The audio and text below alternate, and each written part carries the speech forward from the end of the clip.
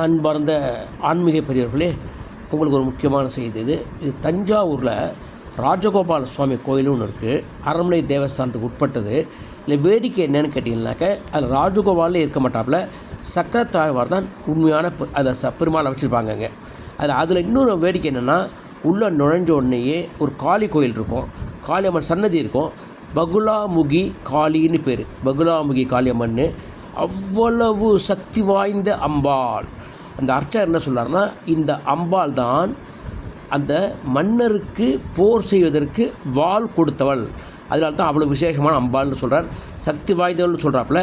யார் எந்த மன்னர் அப்படிங்கிறத விசாரித்து தெரிஞ்சிக்க முடியாத அளவுக்கு கூட்டம் அதிகமாக இருந்தது. அதனால் சரபோஜி மன்னர் 1ஆம் நம்பராக சரபோஜி நம்பராக இருக்கும்னு நினைக்கிறேன்.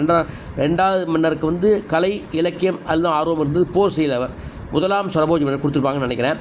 அந்த அம்பாளை வழிபட்டால் என்ன வேணுமோ உங்களுக்கு அவ்வளவும் கிடைக்கும். திருமணம் ஆகாதவர்களுக்கு திருமண தடை நீங்கும். திருமணம் ஆகி குழந்தை பிறக்காதவர்களுக்கு குழந்தை பேறு கிட்டும். பல நாட்களாக இழுக்கடிக்கப்பட்ட கேஸ் இருக்கு இல்லையா, அதுகளுக்கெல்லாம் உடனடியாக தீர்ப்பு கிடைக்கும்.